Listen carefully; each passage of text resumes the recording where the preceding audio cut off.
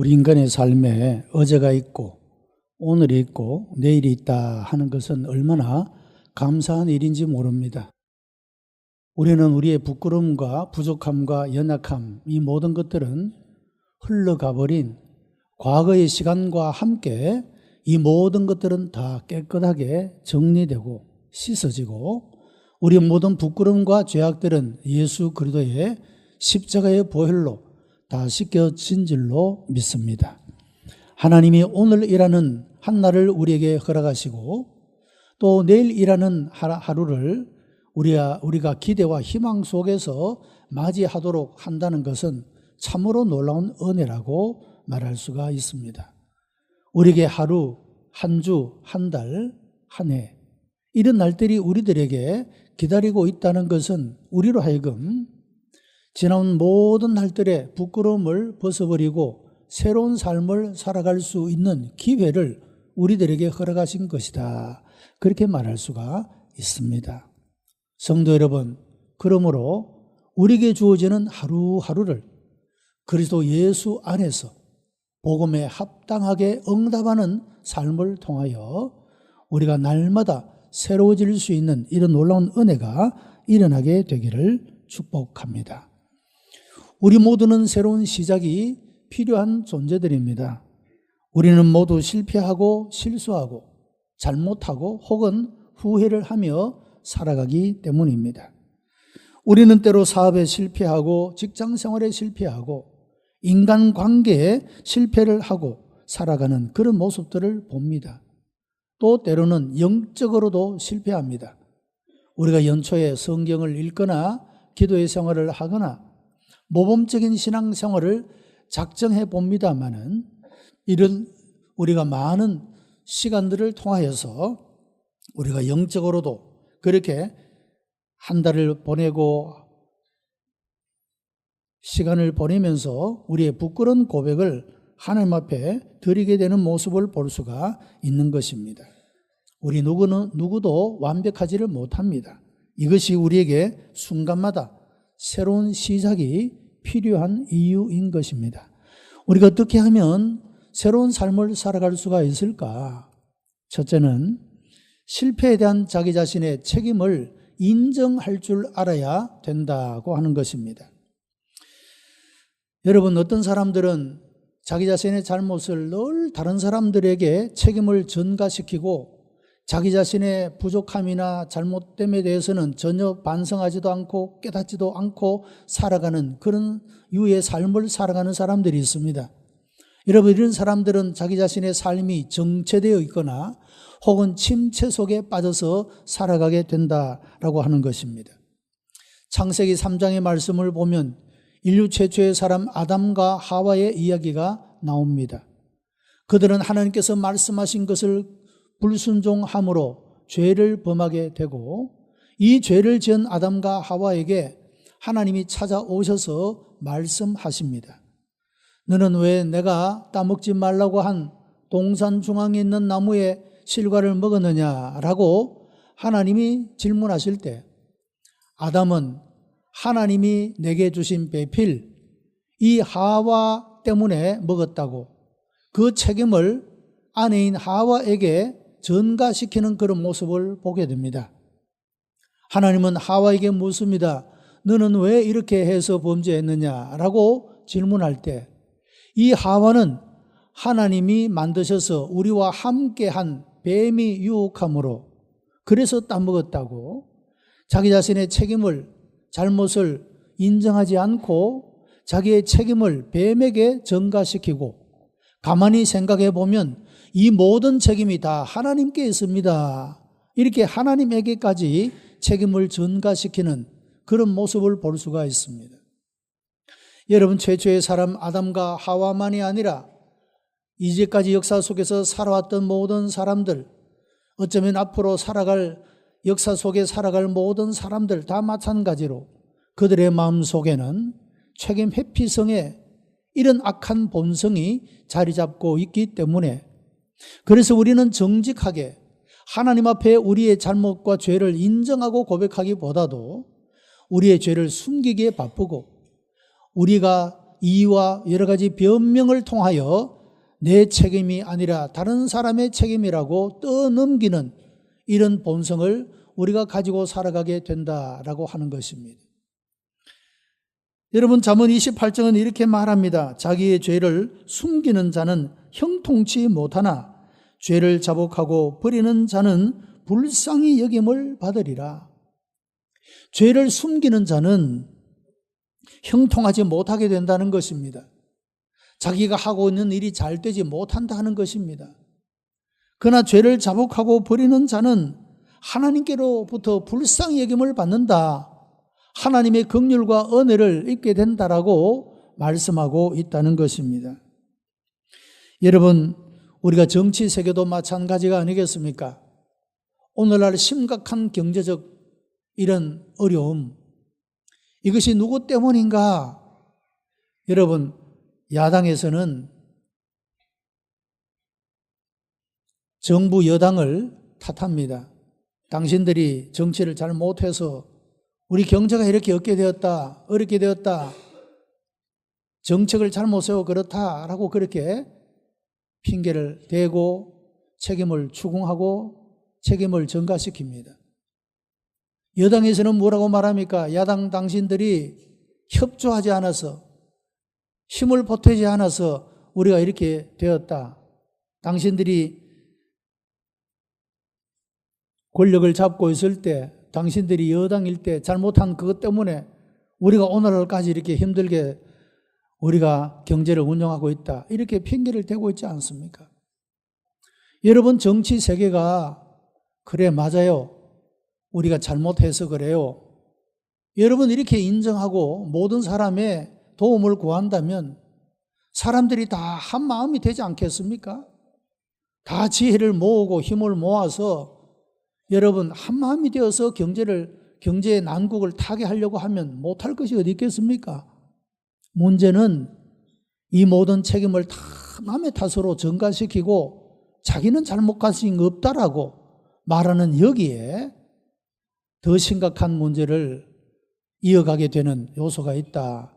그렇게 말할 수가 있다라고 하는 것입니다. 여러분, 우리는 성경을 믿는 사람이고 성경이 진리의 말씀이요, 성경이 생명의 말씀이요, 은총의 말씀이라고 믿는 사람들입니다. 성경은 죄를 숨기는 사람, 다른 사람에게 책임을 전가시키는 사람은 형통하지 못하다. 그 하는 일이 잘 될 수가 없다. 그러나 죄를 자복하고 죄에서 돌이키는 사람은 하나님의 긍휼을 입게 된다. 하나님의 은혜를 입게 된다라고 말씀하고 있다는 것입니다.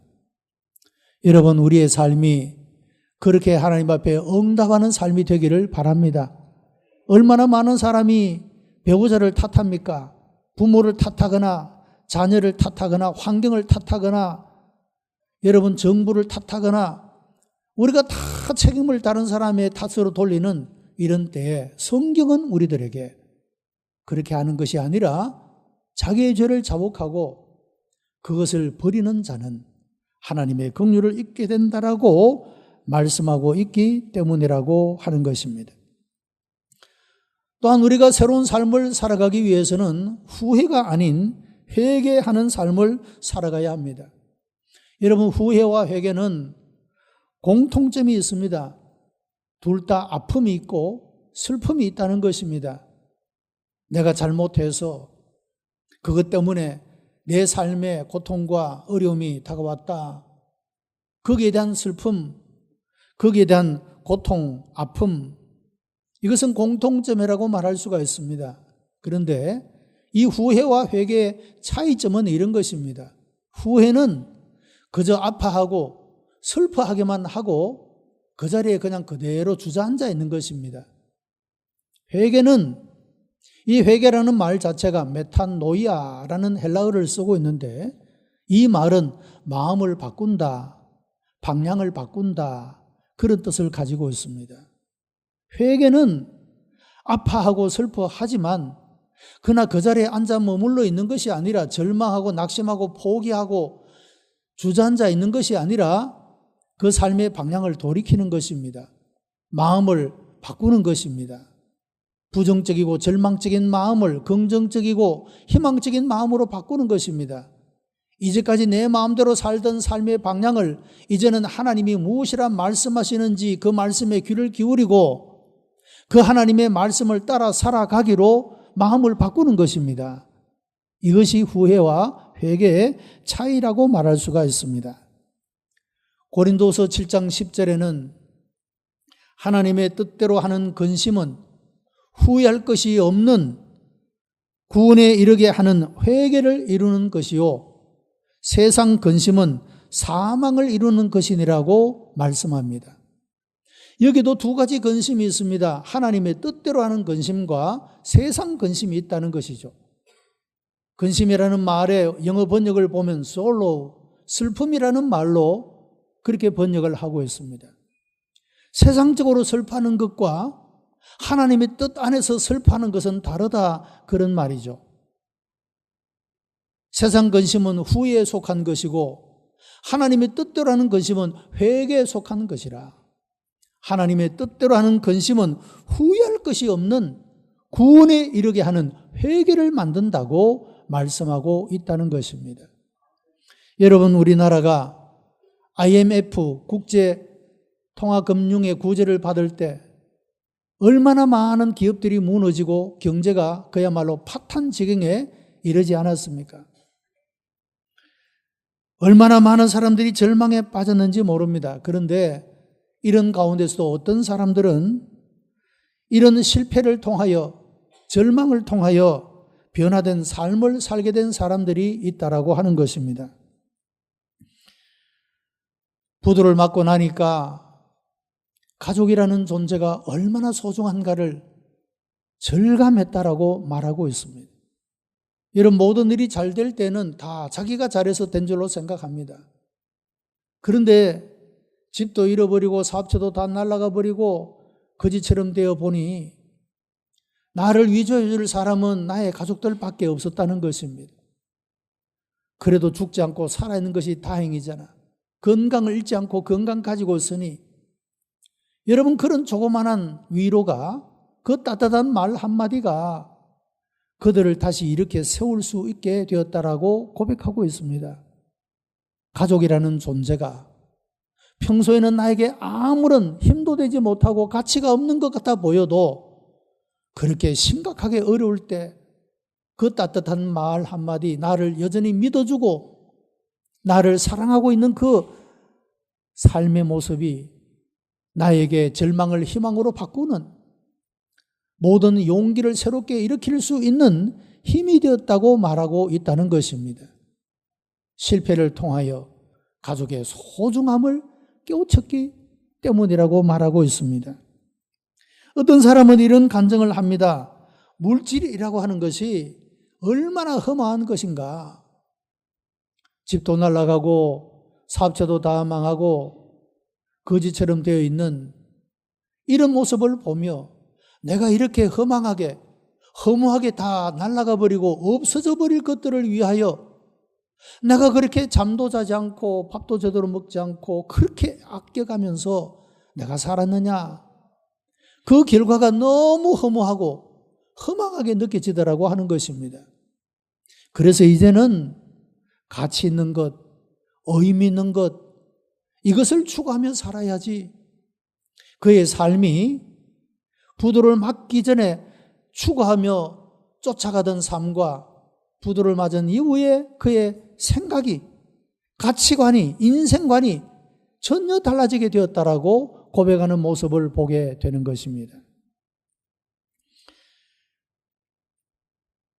이 물질이라는 문제도 사람의 애씀으로만 되어지는 것이 아니라 하나님이 지켜주시고 하나님이 도와주셔야만 되는구나. 내가 얼마나 하나님 앞에 연약한 존재인가를 깨닫게 되었다. 그렇게 고백하는 사람들도 많이 생겨났던 모습을 보게 됩니다. 특별히 신앙을 가진 사람들. 그 사람들은 세상의 모든 것들이 다 무너져도 찾아가고 붙잡아야 할 것이 있었기 때문에 그들은 이와 같이 실패를 통하여 너무도 소중하고 귀한 것들을 발견하게 되고 다시 일어설 수 있는 새롭게 삶을 만들어갈 수 있는 기회를 붙잡게 되었다고 하는 것입니다. 여러분, 반면에 세상의 근심, 세상의 슬픔으로 괴로웠던 사람들도 있다는 것입니다. 얼마나 많은 사람들이 죽음을 택했는지 모릅니다. 얼마나 많은 사람들이 절망하고 좌절하고 자기의 남은 삶조차도 너무도 비참하고 황폐하게 만들면서 자포자기 절망 속에서 죄책감 속에서 자기 자신의 삶을 무너뜨리고 살아가는 사람들이 또한 얼마나 많았는지 모른다고 하는 것입니다. 여러분, 그들은 회개에 이르지 아니하고 후회에 멈췄기 때문이라고 하는 것입니다. 그러므로 사랑하는 성도 여러분, 우리는 후회하고 절망하고 낙심하고 주저앉는 사람이 아니라 우리의 삶 속에 실패가 있고 어려움이 있고 힘든 것이 있다 할지라도 후회에 그치지 않고 회개에 이르러 우리의 삶을 바꾸는 하나님의 은혜를 통하여 새로운 삶을 이루어가는 그런 우리 성도들이 되시기를 바랍니다. 성경에는 이 후회와 회개의 단면을 보여주는 그런 사건들이 많이 나타납니다. 여러분, 그 중에 예수님의 12제자 중에 베드로라는 사람과 가룟 유다라고 하는 사람입니다. 이 두 사람은 다 주님께 범죄했습니다. 가룟 유다는 예수님을 배반하고 예수님을 죽이려는 사람들과 협의를 해서 돈을 받고 예수님을 팔기로 작정을 했습니다. 그런데 예수님께서 죽으시는 그런 모습을 보고 그 마음의 큰 죄책감 때문에 그 돈을 갖다 줘도 받지 않으니 그냥 밖에 던져버리고 스스로 목며 죽었다. 그렇게 말합니다. 여러분, 얼마나 비참한 결과입니까? 베드로는 예수님께서 세종 목요일에 주께서 말씀하시기를 네가 오늘 밤 닭 울기 전에 3번 나를 부인하리라고 말씀했습니다. 베드로는 내가 결코 그런 일을 하지 않을 것이라고 장담을 했지만 예수님이 잡혀가실 때 멀찍이 주님을 따라가게 되었고 그곳에 있는 사람들이 너도 예수 당이지 나사렛 예수와 한패지 이런 말을 들을 때 저주하며 맹세하면서까지 나는 예수님을 모른다 부인했습니다. 3번 부인하고 난 이후에 닭이 울었습니다. 예수께서 하신 말씀이 생각났습니다. 오늘 밤 닭 울기 전에 내가 3번 나를 부인하리라. 이 말씀이 생각났습니다. 얼마나 그가 부족하고 연약한 존재인지를 깨닫고 밖에 나가서 심히 통곡했다라고 말씀하고 있습니다. 여러분, 유다는 스스로 죄책감에 목매어 죽어버리고 말았습니다. 다만 후회에 그쳤을 뿐이라고 하는 것입니다. 그러나 베드로는 그 자신이 심각한 죄를 저질렀음에도 불구하고 통곡하며 회개하며 새로운 삶의 기회를 얻은 모습을 보게 됩니다. 죽은 자 가운데서 부활하신 주께서 제자들이 고기를 잡고 있는 곳에 찾아오셔서 말씀하십니다. 베드로를 향하여 네가 나를 사랑하느냐? 네가 이 사람들보다 더 나를 사랑하느냐라고 질문을 던졌습니다. 예수께서 물으신 질문은 아가파스메, 네가 나를 신적인 사랑으로 사랑하느냐라고 질문했습니다. 그때 이 베드로는 필레오수, 나는 우정적인 사랑으로 주님을 사랑합니다라고 대답을 했습니다. 여러분, 이전 같으면 베드로가 어떤 대답을 하리라고 생각이 드십니까? 그렇고 말고요. 내가 신적인 사랑으로 주님을 사랑합니다라고 대답했는지 모릅니다. 그러나 그는 자아가 다 깨어졌습니다. 인간이라는 존재가 얼마나 연약한 존재인지를 깨닫게 된 것입니다. 그래서 내가 신적인 사랑 그 수준에는 이르지 못할지라도 내가 우정적인 사랑, 그런 사랑으로 주님을 사랑하는 줄 주님이 아시지 않습니까? 라고 대답을 했습니다. 여러분, 대제사장의 종이었던 말고가 겟세마네 동산에서 가룟유다인의 배바로 체포당하게 될 그때에 베드로가 칼을 빼어서 그 대상 종 말고의 귀를 베었다라고 말했습니다. 예수님께서 칼을 도로 집에 꽂으라. 금을 행하는 쓰는 자는 금으로 망하게 된다라고 말씀하셨지 않습니까? 그 베드로의 행동, 여러분, 이것은 바로 그가 우정적으로 주님을 사랑하는 그 마음의 행동이었다고 볼 수가 있습니다. 예수님이 잡혀가실 때에도 다른 제자들은 다 신변의 위협을 느끼고 도망을 갔지만 베드로는 멀찍이지만 주님을 따라갔습니다. 그래서 예수님을 부인하고 주님을 향하여 범죄를 하게 된 것입니다. 자, 여러분, 이와 같이 우리가 후회에 이르지 말고 회개하는 삶을 살아가야 된다라고 하는 것입니다. 주께서 이 베드로를 만난 이후에 이와 같이 내가 나를 사랑하느냐 질문을 던지고 그리고 내 양을 먹이라고 주님이 이 땅에 오셔서 최초로 자신의 양을 베드로에게 부탁하신 모습을 보게 됩니다.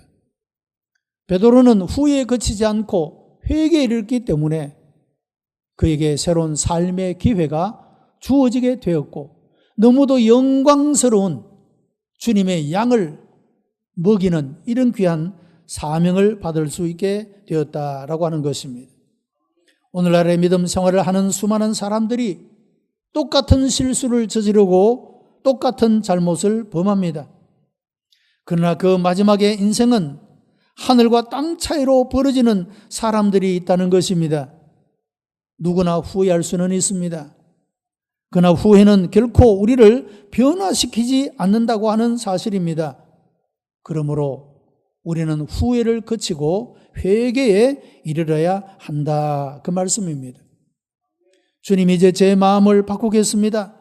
제 인생의 방향을 바꾸겠습니다. 제 인생관과 가치관을 바꾸겠습니다. 은혜의 습관을 바꾸겠습니다. 제 물질과 제 시간의 사용을 바꾸겠습니다. 여러분, 이렇게 결심하는 사람들에게 하나님은 놀라운 은혜로 응답해 주실 줄로 믿습니다. 세 번째, 우리가 새로운 삶을 살기 위해서는 예수 안에 거해야 합니다. 오늘 본문의 말씀입니다. 그런즉 누구든지 그리스도 안에 있으면 새로운 피조물이라 이전 것은 지나갔으니 보라 새 것이 되었도다라고 말씀하고 있습니다.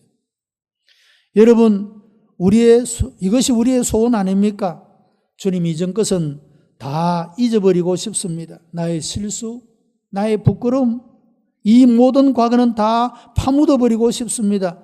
새로운 피조물이 새로운 삶을 살아가기를 원합니다. 여러분, 이것이 모두의 소원인 것입니다.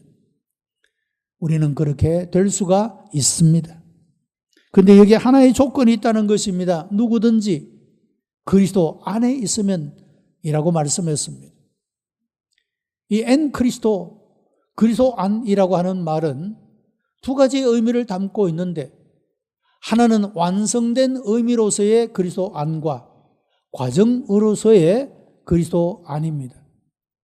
여러분, 이것을 구원과 연결시켜 설명을 하면 우리가 예수님을 믿음으로 구원을 받습니다. 영원한 생명을 얻습니다. 종국적인 구원, 그것이 보장되어 있다, 그런 말입니다. 동시에 우리는 육신을 가지고 이 땅에 살아가는 동안에 그 과정 속에서 날마다 우리를 구원해 내시는 하나님의 은혜를 경험하며 살아가게 된다라고 하는 것입니다. 깊은 수렁에서, 기가 막힐 웅덩이에서 우리를 건져내시는, 구원하시는 그런 주님의 은혜를 만나며 살아가게 된다라고 하는 것입니다. 병을 치유해 주시고 상한 마음을 싸매어 주시고 우리의 절망을 걷어내고 우리로 하여금 희망을 품게 하시고 우리로 하여금 용기와 담대함을 가지고 살아갈 수 있도록 우리를 그 순간순간마다 우리를 이끄시고 우리를 붙잡으시고 우리를 구원해 주시는 이런 과정의 구원들을 우리가 경험하며 살아가게 된다라고 하는 것입니다. 그리스도 안에 이것도 마찬가지입니다. 우리가 궁극적으로 그리스도와 함께 영생 복락을 누리지만 여러분 오늘날 우리가 모든 죄로부터 자유로워지고 우리의 삶을 새롭게 할 수 있는 과정으로서의 그리스도 안에가 무엇이냐? 그 삶을 가능하게 하는 것이 무엇이냐?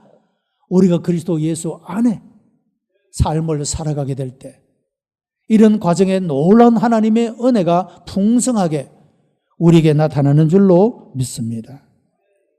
이것을 영어로 표현하면 already but not yet 이라고 말할 수가 있습니다.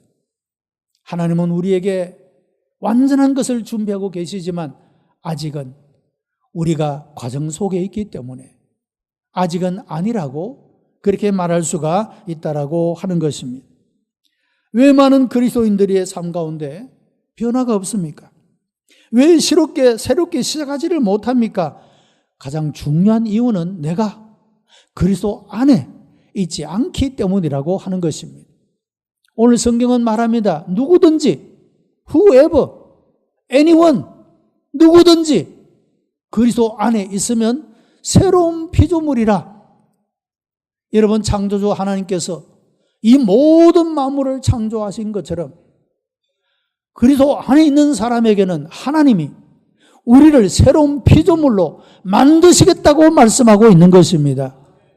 우리를 새롭게 지어 주옵소서. 주님, 내가 그리스도 안에 있으면 창조주 하나님의 그 권능이 우리의 삶 가운데 역사하여 우리로 하여금 주님이 기뻐하시는 새로운 피조물이 되게 하시겠다고 말씀하고 있는 것입니다. 오늘은 사순절이 시작되는 첫 주일입니다. 하나님이 우리의 죄악을 용서하시기 위하여 잘못들을 대속하기 위하여 인간의 몸을 입고 이 땅에 오셔서 색죄의 피를 흘리셨고 십자가에서 고통을 당하시고 목숨을 버리셨습니다. 값비싼 대가를 지불했기 때문에 용서하셨기 때문에 여러분 우리가 사위의 은총을 입게 된 것입니다. 이 말씀에 순종하여 나의 책임을 인정하고 후회하지 않고 회개하며 그리스도 안에서 한 걸음씩 주님께로 가까이 걸어감으로 여러분 우리의 삶이 진정으로 새롭게 되고 변화되고 복된 삶으로 우리의 삶을 새롭게 할 수 있는 놀랍고도 크신 은혜가 우리 모든 성도들의 삶 가운데 일어나게 되기를 주님의 이름으로 축복합니다. 기도하십시다. 은혜가 풍성한 하나님, 감사와 찬송과 영광을 하나님 앞에 올려드립니다. 창조의 그 권능으로 그리스도 안에 살아가기를 원하는 심령들 속에 역사하시어 우리의 생각, 우리 입술의 모든 언어, 우리의 삶의 걸음들을 새롭게 하시고 하나님이 기대하시고 하나님이 원하시는 모습으로 우리를 다시 빚어주시기를 원하옵나이다. 그래서 진정으로 우리의 삶들이 그리스도 예수 안에서 새로운 피조물이 되어지도록 역사해 주시옵소서. 구주 예수 그리스도의 이름으로 기도드리옵나이다. 아멘.